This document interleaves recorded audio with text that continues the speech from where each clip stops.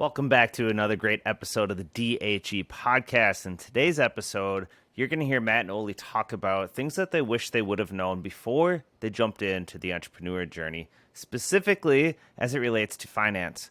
So Matt and Ole are going to talk about a few things for you to think about. If you're ready to become an entrepreneur and you're ready to jump into this full time, what should you be doing right now to get your finances ready so that you can make life a little bit easier, a little less stressful as you jump into the whole entrepreneur world. So sit back, enjoy the episode, and here is Matt and Ole. Welcome to the D.H.E podcast, the show for dads, husbands, and entrepreneurs in today's crazy world. Breaking down and simplifying what it takes to be great at all three. If you're here to learn how to build your business without going broke in your home life, then you are in the right place. Stay tuned and join the millions of others as we tackle the D.H.E lifestyle. Welcome to episode Who Knows What. We'll get an episode count for you here in the future. This is the D.H.E podcast. For those of you that are not familiar, it is dad, husband, entrepreneur. We are going to be talking about all things dad, husband, and entrepreneur. And I am the co-host, Ole Hovde, the founder of Switchback Foods. You will see it right behind me. And my co-host, also we need to find a title still. We're still working on a title. Yeah, we are. But involved with Switchback Foods and growing this thing that we have here today. Podcast master. Maybe I'm the podcast master. There we go. And well, no, you are the... You're like you're the office mom because you keep me in check and organize me. You guys can't see our whiteboard up on the wall, but the whiteboard would be blank if it wasn't for Matt. All the ideas would be flown around in my head in chaos. So Matt is an integral part of this company, and you can see like we don't do anything fancy here at D.H.E or Switchback. It is just except the product. The product is fancy. The product is awesome, but what's not awesome is. I guess our office is awesome because we just get it's humble, it's low key, it's inexpensive, which keeps the product cheaper, right? Or inexpensive. So, Matt, I know I came in this morning, I had some ideas. I was a little wound up from a conversation I was having this morning with a friend. Yeah. And one of the things that I think a lot of people, there's kind of two pieces to it. One, it's kind of the mindset of how you are looking at your life is going to dictate what happens in your life. And the second piece of it, I think, is really, we want to talk about kind of the monetary, we're not Dave Ramsey. We're not experts in finance. I mean, maybe Matt is. I'm sure as hell not. Which we're going to dive into about, when you make really stupid decisions and what it's like. Now, one thing we do want you to know is this is coming from my perspective and Matt's perspective. And we know that, like, again, not everybody is the exact same. Not everybody's coming from the exact same background or perspective. So what you're going to hear is my kind of this epiphany that I've had over the last month and a half, even probably the last year and a half, I guess you'd say. So, yeah. I mean, I don't know. What are your thoughts? Anything else you want to really make sure we hit? This episode is going to be a little more entrepreneur business focused, and we're talking about mindset that you need to have. From a monetary side of things, if you're going to do this whole business, build a business thing. So Ole had an epiphany. I had an ephany. We've done what we've done from a financial standpoint to get to where we are today. And we're just going to talk about the choices we made and the choices people need to think about if you are wanting to start a business. I think that's the simplest way to put this. And not only start a business, guys, it's also just the mindset that I wish I could go back and slap into 26-year-old, 22-year-old Ole, even 18-year-old Ole. I mean, I was an idiot with my money and my finances. And still, I mean, one could argue I probably still am compared to some people out there, which, not afraid to admit, right? Yeah. We like, it takes time to learn. It takes time to understand the value of it. And it's something. So, Matt, this morning I was having a conversation with a sponsor of mine, and we were talking just about the day. And I said, today is going to be a awesome day. And he's like, I love that mindset. You're going into it. You know that it's going to be an awesome day. So it's going to be a good day. Yeah. And it was one of those funny things that I started to kind of lay out. He's like, what's on tap today? I'm like, this. And he's like, that doesn't necessarily sound like it's going to be an awesome day. And I go, if I don't tell myself it's going to be an awesome day, I start to dwell on kind of the misery that you get sucked into as an entrepreneur. Start worrying about all the worry. Exactly. Catastrophizing, worrying. Yeah. I mean, How many things have gone right in the last 2 weeks in the world of Switchback on a daily basis? I mean, what percent would you say have actually gone the way we wanted them to go? Dude, I have no idea. 25%, 30%? I was going to say I was going to say 10. Like, I mean, I like your positivity. Well, you're right. I mean, anywhere, even when I was in corporate America, when you were in corporate America, how much stuff actually plays out how you thought it would? Like, the reality is that it doesn't. Stuff doesn't work how you intended. But even the 25% that has gone right for us have been really big positive things, and they far outweigh. Well, maybe the packaging one is going to be difficult, but they far outweigh the negative things that we've had to deal with the last few weeks. Yeah, 100%. I think that's a really cool point of differentiation. Like in corporate America, things don't always go the way you want them to go. You still get a paycheck. Yeah, exactly. But also at the same time, like if things don't go, if I try something new in corporate America and it doesn't go well, like usually someone's going to be pissed off and fire you, or they're going to rain fury down on you because they're perfect, you're not. Whereas in entrepreneurial land, we get to test things, and some of these things cost a lot of money, but at the end of the day, we learn. Right. And nobody's firing us. I mean, sure, the board might get pissed off at us at some point, but it's this trial and error thing that you don't get when you're in most corporate America jobs. Even the companies that tell you they're not usually very forgiving when you go deep or all in on something. They're like, "Oh, yeah, I'm going to miss my number because of this." They're like, "You suck. You're in timeout, or you're fired." Like No bonus. Right? So going to let's jump into what we were talking about then, because the mindset. First of all, I think a key thing you have to think about and have in your mindset is that things are not going to go to plan, right? But you hear this all the time. You're a 10-year overnight success. You're how did you get to where you are? One step after another. I just kept moving forward. I just did the things I needed to do. You said 10-year overnight success like 3 months ago. I was like, screw you, Matt. I'm going to be a 3-month overnight success. Yeah, right. We're 3 months in and we're a failure. I mean, we're not a failure, right? Like I say that tongue in cheek because you got to laugh at building a business. But you're right. There's none of this it's not going to happen. I mean, it just won't happen overnight. 1 in a billion might be overnight successes and you're just going to be off the races. I mean, by all standards, I think we're doing fine, right? We're not where we wanted to be because I had very unrealistic expectations, but we're growing and we're getting more users. We're getting more people. We're getting great feedback. But, with that mindset thing, I know I threw a lot at you when I walked in the door. So just so you guys know the relationship. I mean, I was in the car, was having a conversation in the parking lot, wrapping up a phone call, and I text Matt, I'm like, get the cameras going. We're going to go inside and talk. So, what in specific do you want me to dive into? Because I threw a lot at you. Jump into the example that you were talking about with your aunt and uncle and the whole financial mindset that they had. Yeah, so this is something interesting. This is something that just still to this day blows my mind. We hear people constantly talk about they don't have enough money, or they can't save, or they can't do this, or they can't do that. And I would tell you that to some extent, my family and myself are in that bucket, but that's because of choices that we've made over the last 18 months. And we're going to get into that. But I just find this to be an amazing story. So my aunt and uncle were both mentally slow. They were born at a time when there was no diagnosis. So you can't say that they were autistic or they Down syndrome. Nobody knows. They were just slow. But they were two of the biggest hearts you're ever going to meet, the nicest people. I mean, I can still hear my aunts laugh, and I can still see my Uncle Dale sitting there and, telling me stories, or just super excited to tell me about how he's never taken a day of PTO. So he worked for 38 or 40 years at a company in the Twin Cities as a janitor. And what was mind-boggling is he never made more or much more than minimum wage. And now they didn't have kids, but he was unfortunately hit and killed by call it distracted driver, I think in 2008.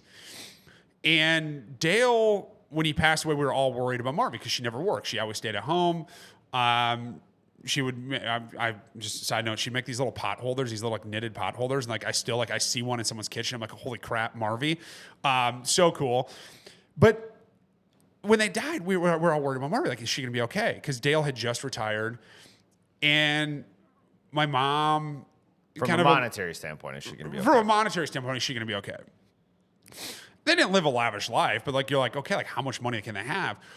And it was then that my mom alluded to the fact that because a lot of the family had helped them manage their finances over the years, that they were going to be more than okay. They had more money in their 401k than like 72 average Americans have in their 401k.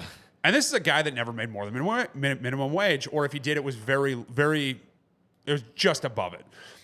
So I started asking questions like, how does someone that lives in a trailer, so they had a trailer home, mobile home, lived there for many, many years. They never really did anything excessive. You know, we always got a $20 gift card to Target. All of us nieces and nephews got a $20 gift card for your birthday and $20 gift card for Christmas, which, looking back, was a crap load of money to them. And even as a kid, you know, in the 90s and early 2000s, like $20 at Target, like that was like you could buy an actual toy for that. Now you can get a piece of gum for that. Right. But here's the amazing part about that whole story. My grandpa, he back in like it was either the 70s or the early 80s, said to him like, "I am going to help you manage your finances." And you can't go to the VFW and play pull tabs because you guys don't have the money to do it.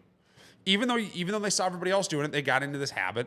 And my grandma was like, "It's not a good idea. You're not going to be able to afford your bills, and you need to save." And so they rigorously saved. They saved constantly, and they cut out the stuff from their life that wasn't important and focused on what was. Now, again, I know people are going to say like, "Well, I've got kids, or I've got this, or I've got that. You can't make." I'm not here to debate that. I'm just saying here's one person that worked for 40 years and had probably pretty close to $1 million in his retirement account and never made the money that most people are going to go out there and make. So it's just this amazing thing of if you cut out the expenses. And I think what I was saying to you, Matt, was how much that can apply into our everyday life. Yeah. Yeah. It's, I remember when I was 14, my grandpa sat all of the grandkids down. And he's like, "Hey, all right, guys, I want to tell you about this thing called a Roth IRA. It's really cool, and it has all its tax benefits, and it grows, right?" My grandpa was a big investor. Now, my grandpa was a plumber growing up, right? But when he passed away a few years ago, my grandpa did very, very, very well for himself as a plumber because he saved like crazy and he invested his money.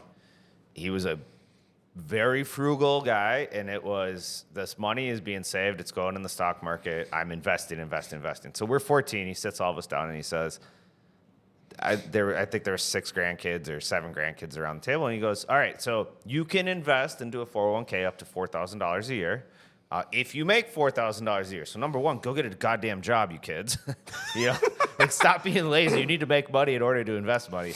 Second of all, he said, every single dollar that you invest in the 401k, I will match you." Talking about 401k or IRA, man? Sorry, Roth IRA. IRA. Okay, yeah. Roth IRA, not 401ks. We didn't have any of that yet.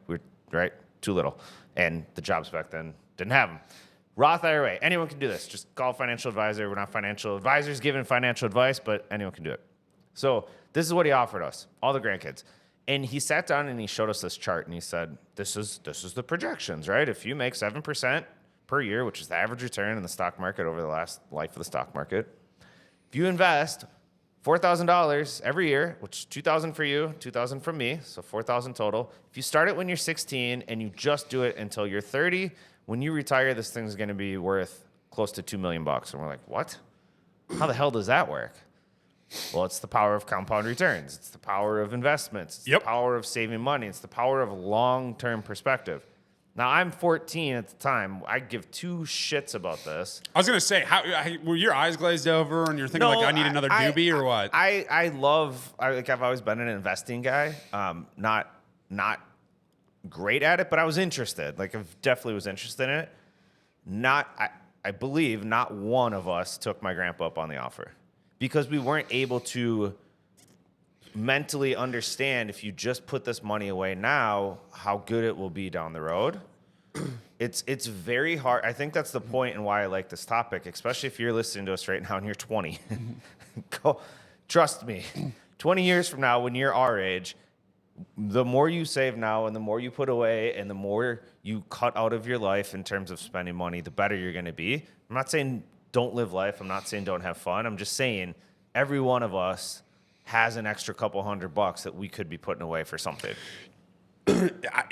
100%. I like this is where it's really funny because I love the Roth IRA. I think they're genius, and I've argued for years that the 401k might be the dumbest thing in America. And the reason I think it's the dumbest thing in America is because most people don't pay their bills to begin with, or they're not up to date on bills, or they've got all this debt. And so, like, I also want people to understand if you're in debt. And this is my perspective. I'm not a financial advisor. Don't take this verbatim. But like, if you're in debt, pay off the debt first before you start investing. Because there's no point in going into debt even further just for this long-term gain. When you say debt, what debt are you talking about? I'm talking like when you have student loans that you have to pay off, credit card bills, any debt that is maturing that is going to become incredibly expensive in the short run. Car payment, whatever, like make sure you make your payment, otherwise your car's gonna be taken away. Make sure you make your house payment, your house is gonna be taken away. But I'm talking, those things that typically get Americans into a lot of trouble. So, but just to be clear, so like we pay everything on a credit card. So technically we have credit card debt every month, but we pay our bill in full. Yes, so I'm talking to people like carrying a balance. When it rolls over, when you have a balance to carry, when you start getting interest against the debt that you have, that is outside of a house. Outside of a couple things, even student loan to some extent, like good debt versus bad debt. But an expensive car, always having a car payment, always having debt on a car is not good. It's not fun to have. Credit cards that roll over, super high interest rates. That is a snowball that is really hard to stop. And that's something that like go pay off that debt. Pay off the debt that you have, like those things, and then start plowing cash. In my personal preference, would be Roth IRA. But I think the 401k is just this great plan because it was this genius concept to get people more in debt, keep them in the system because you're putting $17,500 or whatever it is now max into your 401k. And you're like, oh, I'm saving all this money in taxes, which by the way, you're going to pay in retirement. But over here, most people are still spending money. They're still racking up bills. They're still uselessly, mindlessly spending. Yeah. And all of a sudden they're like, oh, well, I've got all this debt, but oh, cool, I've got $1 million in my 401k. Well, the $1 million is actually only $600,000 after tax, and then you got to go pay off all this debt. It's like, what? So keep your house. And where I'm going with that is, like, one of the interesting things about my journey, and I was talking to Matt about this. I mean, in May of 21, my wife and I decided we wanted to build a new house. And the reason we want to build a house, we wanted certain amenities in our house because our kids were cooped up due to the COVID restrictions. And I was sitting there going, you know what? At some point, like, we've given schools and government authority, like, this is probably going to happen again. And if it does, we want to make sure our kids have a place to get their energy out in the house. And so I went out and met with this builder, and I called my wife and I go, pretty sure I just committed to building a house. And she's like, like, she was on board. Like, right, it's one of those things. In my perspective, again, this kind of flies in the face of what we just said, but I'm a bigger fan of being house poor than I am being vacation rich. And the reason is, if you have kids, how often are you really on vacation? It's like, if I'm going to save all this money and I'm going to go on vacation for 2 weeks out of the year, it still leaves me 50 weeks in my house.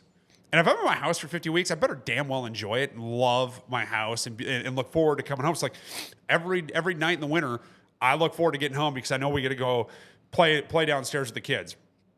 Excuse me, I'm going to probably sneeze here. But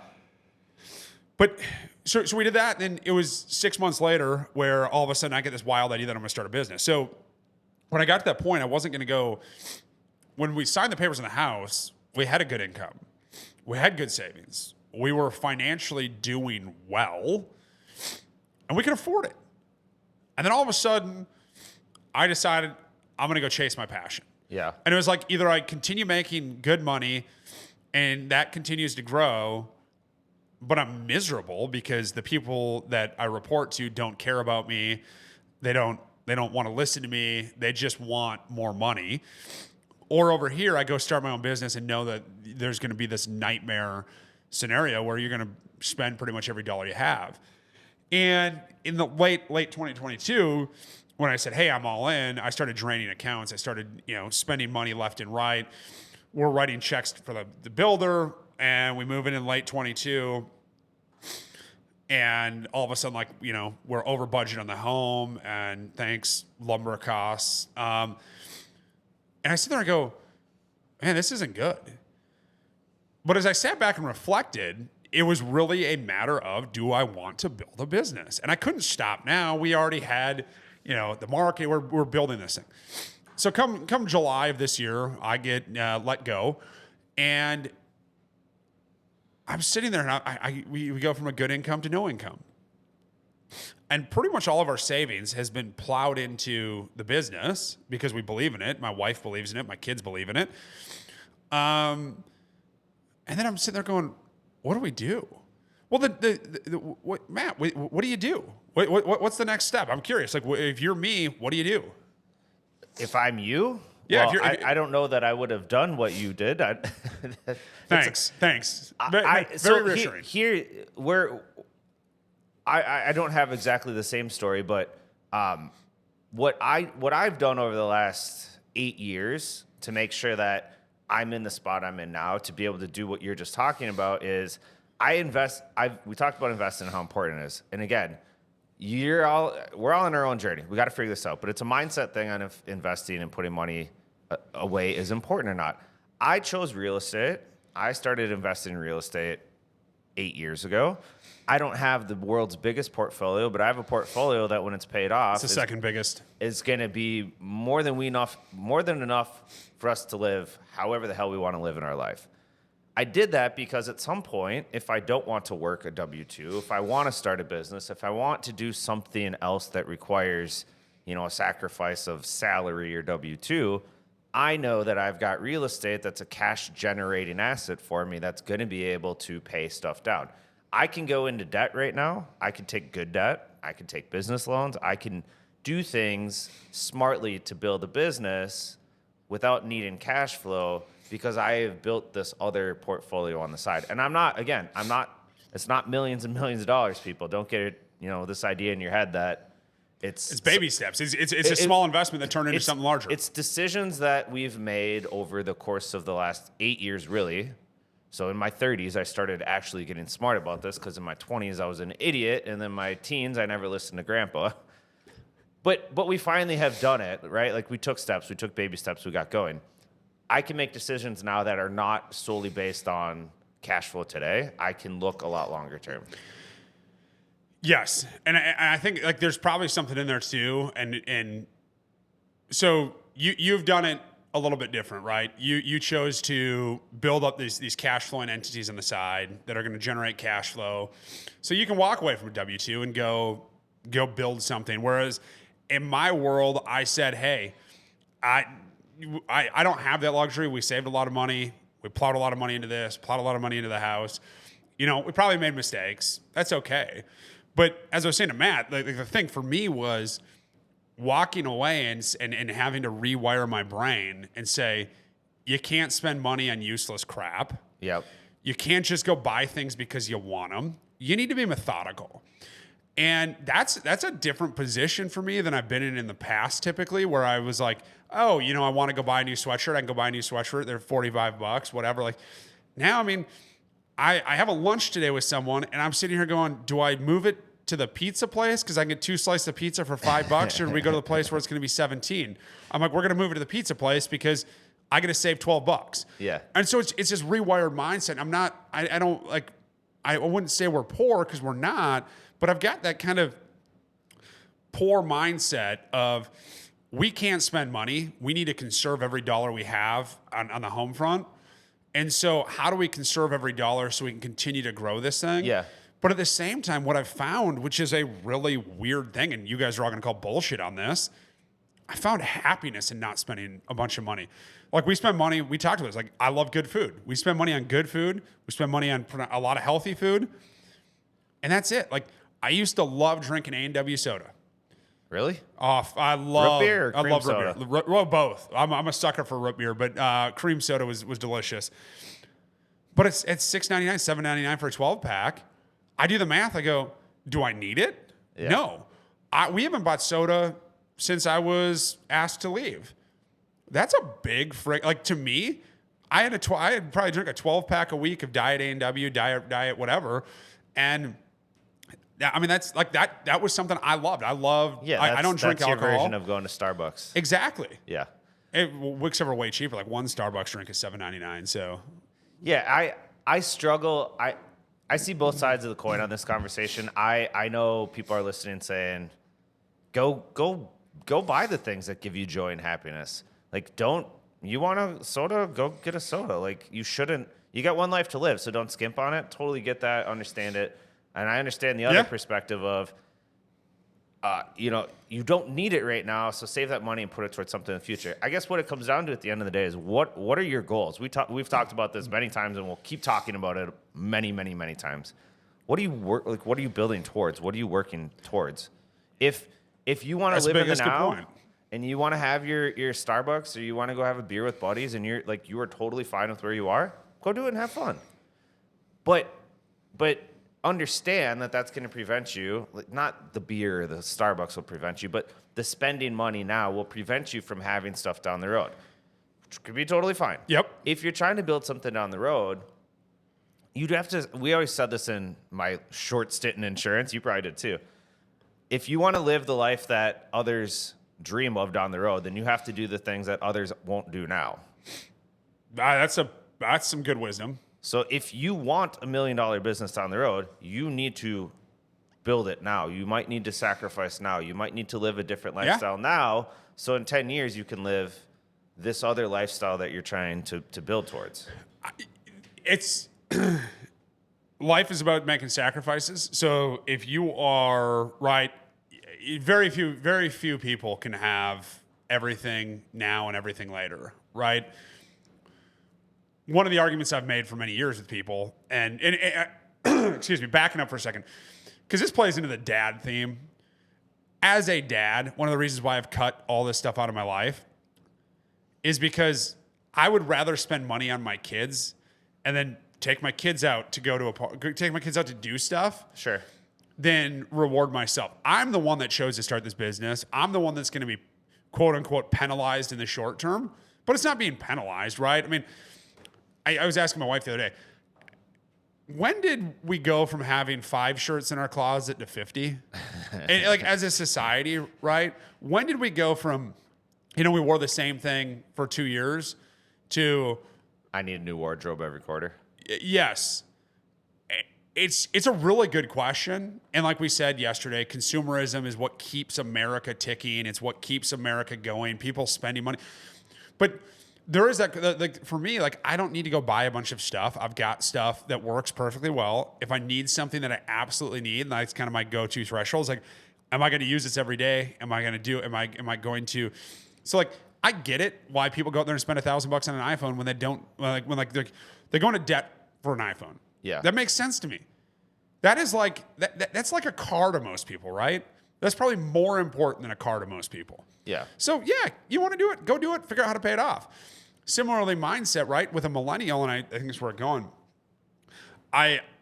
In insurance, we'd always hear these HR directors, and I was like, damn millennials, and the millennials, they don't work, and they don't do this, and blah, they don't say.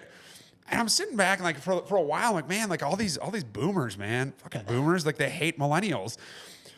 And then it dawned on me, it's a completely different generation. Well, duh, but why are millennials spending all of their excess income right now? Not every millennial, but why are a lot of millennials choosing to live now and spending and not saving? What are your thoughts? I think a lot of it is they saw their parents do what we're talking about, putting money aside, living frugally, living modestly, and they thought, I want to live differently than my parents did, and I'm going to enjoy, and I'm going to celebrate, and I'm going to do all these things instead of just wait for retirement. I remember having this conversation with my dad when I was 21.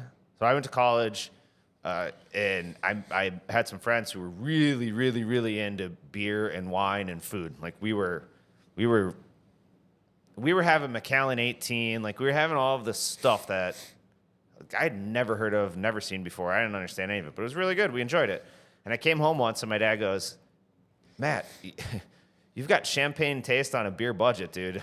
You can't afford any of that stuff. And I'm like, well, I'm going to enjoy it because I might die tomorrow. And my dad just rolled his eyes and he's like, well, then you should stop going to school if that's your mentality. You should stop doing everything, preparing yourself for the future if you're so worried about living in the now. And I was just, mad and upset and irritated with him. How dare he, tell me what to do with my money. I'm the one doing this and figuring this out. I'm not going to live like that. Well, now here I am 20 years later, and it's like, well, God damn it, I wish I would have listened a little more. Like, I think millennials, it's not millennials. I think every generation does this. You 100%. don't take the advice of the people that came before you because you're going to do it different. You have a different idea. You want to live different. Yeah, maybe to some extent, but eventually you get to the point, especially if you're a dad, like on the clothes thing. I wear $6 Target t-shirts. Why? They're comfortable and they're easy, right? And I don't care anymore. Like, I don't care. I'll show up wherever I need to go, and I have a $6 Target t-shirt on. I don't need fancy clothes. I work a job that doesn't require it. Like, I don't need any of that anymore. I've got my family and the kids. Like, I don't care anymore about this other stuff. Have you ever told your dad you apologized for not listening to him back then? No, God, no. Why would I do that? My dad would be like, see, I was right. No, I mean, well, and like my dad is a very patient guy on some things and not on others, but he knows that I got the message. He knows I understand what he was trying to teach me now because he sees what we've built, and he invests in some of the things that we invest in now, and like we do business stuff together. So like, you know, I think in the back of his head he's like, yep, you know, I made that happen. The kid listened to me. Good job. But not that conversation. It's a really good point. I mean, we get told this stuff when we're young, and if you're young and you're listening to this, either you have a kid or you're if you're in your 40s listening to this and you haven't adopted any of this mindset, you might want to think about changing. I mean, but then again, like it's you do you. My big thing is like personal responsibility. If you're going to go out there and you're not going to save, then don't make me pay for your retirement, right? Also, you can work a lot of these jobs, particularly with automation, a lot of these jobs, anything. I mean, I look at millennials and go, okay, you defer savings Are now. we millennials, by the way? I don't even know. Yeah, we are definitely millennials. All right, we're millennials. But we're on the very tail end of millennials. You're on the high end of millennial. I think I'm the birth year that flipped from Gen X to millennial. Yeah. I'm this weird mix of both. And a little boomer mixed in there. Yeah, no, you're just slightly in there because my sister's a little bit older than you, and she's a millennial, or technically a millennial. I don't know. All right. Who cares? Who cares? But the reality of it is, and I can't stress this enough, you can defer saving now and work later. But when all your friends are 65 and they're moving to Arizona to the village, or to Florida to the villages, you're going to be working.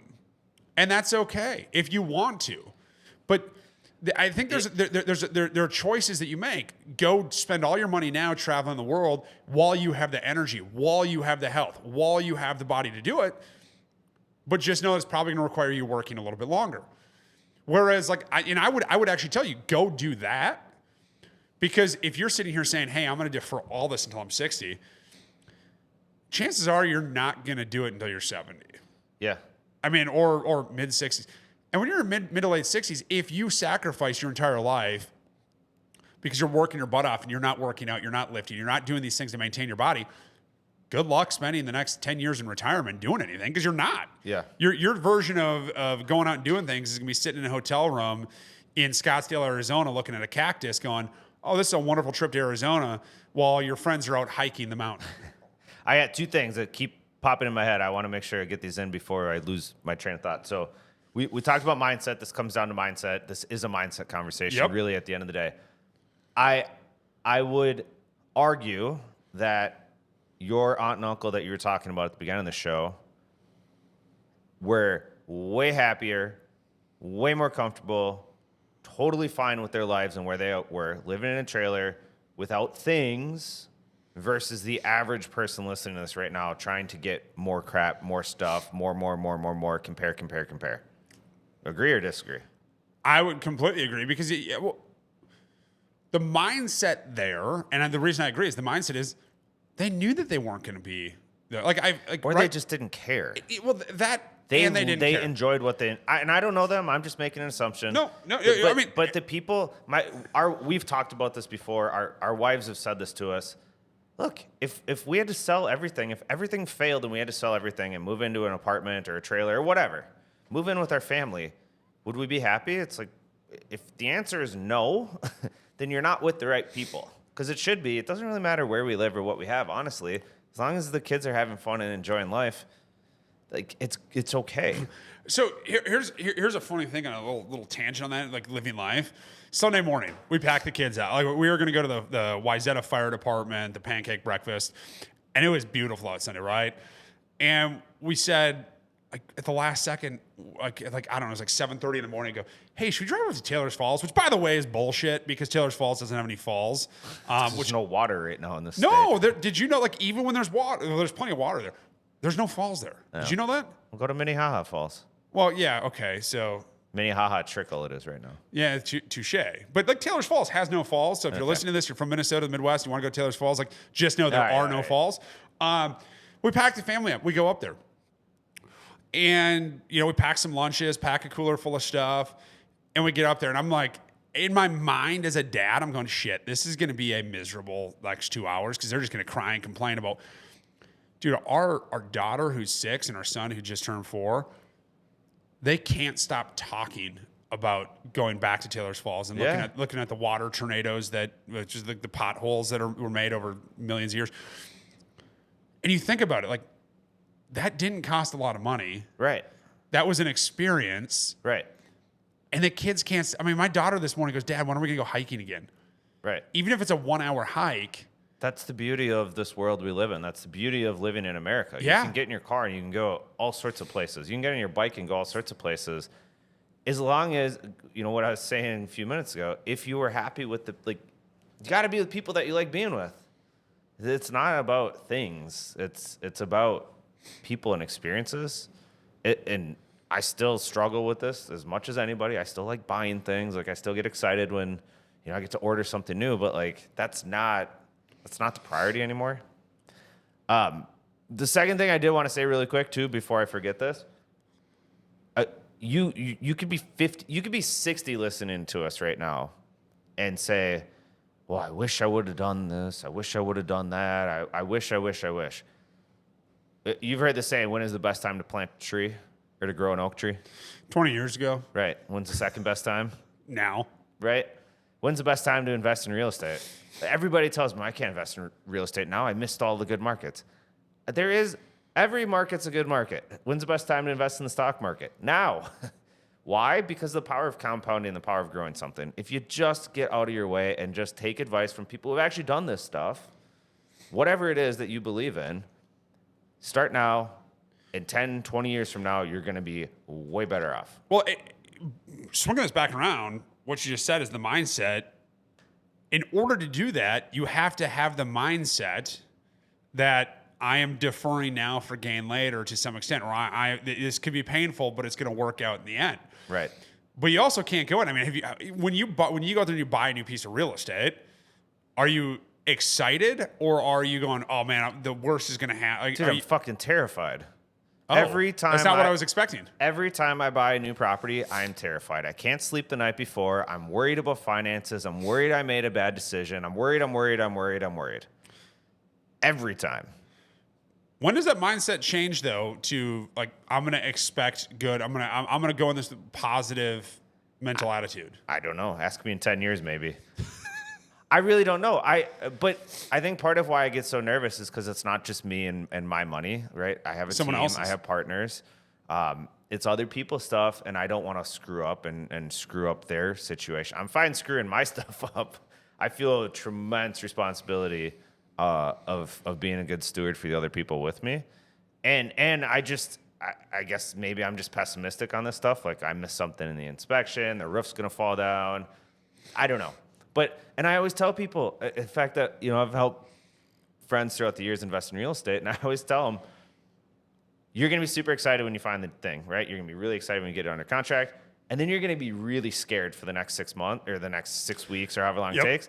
And then the night before you close, you're going to be terrified, and you're going to call me and say, I want to get out, and it's a bad deal. And then in 6 months or a year, you're going to be like, dude, that was awesome. Let's do it again. It's just... the unknown is scary. It just is. I'm hoping that in 6 months I call you and tell you, Matt, this is a great idea. This is awesome. Let's go do it again. Real estate or switchback? Switchback. We're already there for that. Maybe we'll be there. It's a great idea. No, I think there's a lot of really cool stuff to digest because it really boils down to that mindset, right? You go in there, you're nervous. I don't think that's mindset. I think that's just nerves, and that's not the mindset. You don't go buy. You're not looking for a piece of property going, what's the worst case scenario? Like, what's the worst thing that can happen? Oh my God, this is going to go to shit, right? You're buying a property going, if I do this, this, and this, we can make this an awesome investment. We can make this an awesome opportunity. And I think that's the big thing that I want to stress is in your daily life. And I know it's easier said than done, but go out there with this positive outlook. Instead of waking up and saying, okay, what's going to go wrong in corporate America? What's going to go wrong today? Say, dude, today's going to be a badass day. I'm going to have a blast. I'm going to kick ass. It's going to be a great day. Yeah.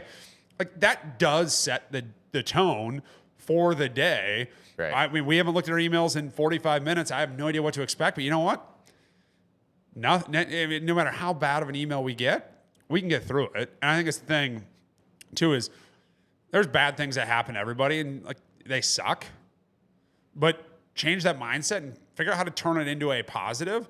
And we've got plenty of them. I mean, you know, like I said, 10% of what we've done in the last 2 weeks has been actually good or 25. Worked out well. 25% according to Matt. But that is that we've taken all this other stuff. We're like, okay, how can we take this and make it better? How can we take this and actually do something different and move it forward?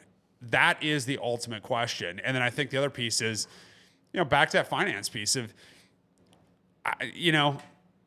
I said to the guy this morning, I freaking loved it, man. Amazon packages showing up left and right, clicking stuff, shop pay, you know, whatever. I'm buying all these goods, and like REI was a guilty pleasure. It was like, you know, spend some time on that's on sale. I'm going to buy it, which by the way, sales, I guess, do work. But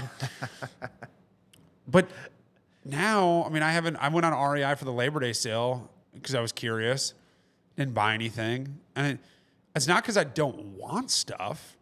It's because I'm telling myself my mindset is until we get Switchback up and going, until I get this generating cash and I can pay my investors are happy and the people that trust me are happy, I don't deserve that right now. I mean, I've got everything I need. I got a house, I got an awesome family, I got a car that works, I got clothes.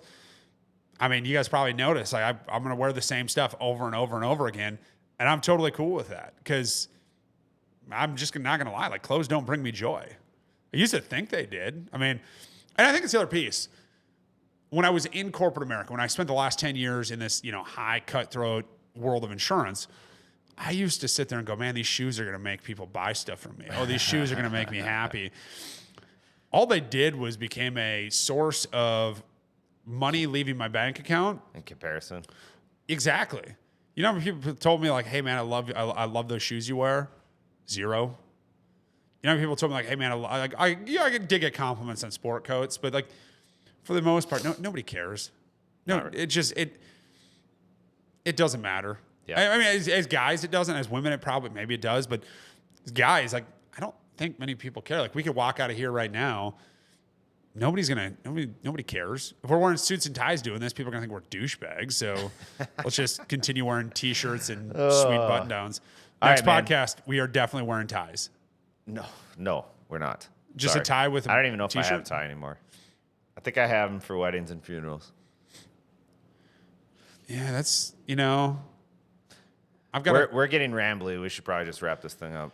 Yeah, so I guess, you know, to wrap it all up, the biggest thing, mindset, whatever your mindset is, just try and have a positive mindset. Number 2, it sounds dumb. You hear it from everybody, but live below those means. Try and not spend. That doesn't mean don't enjoy it. It Correct. just means don't spend money on shit you don't need. Yes. Don't spend money on shit you don't need. So let me give you the basics. In our family, if it's for our kids, for their school, for sports, we buy it. If my wife wants something because she's a saint and puts up with me, whatever. But for me, it's food. And it's food that's nutritious, delicious, that I'm going to eat, that I want, that my body needs. And it's occasionally let myself go out and grab lunch somewhere. But like another one that I got rid of, and this is good, my body doesn't need tobacco. And I love tobacco. I loved tobacco. But like, I just stopped. I stopped. I noticed you stopped a couple weeks ago. Yeah, just stop. It's amazing how much more money I have in my bank account stopping with, chewing tobacco. It's wild. Right. I mean, it was $10 every 2 days. That's a lot of money. It adds up. It does. Small steps, small changes, small things add up to big things over time. So. 100%. And like next time I want to go grab a tin of chew, I'm just going to tell Matt to kick me in the balls and take $10 out of my bank account. So, I mean, there's that. But no, we'll have a chew, like not a swear jar, but a chew jar. Every time that you want to go get it, just put $10 in that instead. Although I will tell you guys, like, if you are listening to this and you are a chewing tobacco fan, there is a company out there called Black Buffalo. Yeah. And it's all food grade. Not sponsored. Not sponsored. But they make food grade chewing tobacco. And I have some of that stuff at home if I really want, like, the oral fixation of that feeling. It's as close to actual chew as I've ever found, except for it has no chemicals. It's all USDA food ingredients. Huh. It's a really cool company. They're exploding. They got some great flavors. So if you are a tobacco, fiend like me, go out there and buy it. And it's just true, right? Like, that's part of the podcast. We want to help people. And I know a lot of people have turned a lot of people on it. A lot of people love it. So go out there, grab it. Hope you guys enjoyed this podcast. I know we rambled, but we threw a lot at you, just trying to be relatable. Let us know what we can do different. Let us know how we can help. Till next time, I'm Ole with D.H.E. And this is Matt with Switchback. No, D.H.E. Switchback. D.H.E. part deuce. I put a question mark on the screen there for Matt, so nice. He's reading it. I'm Matt with Switchback. Thanks, everyone. Until next time, see you later. All right, thanks, guys.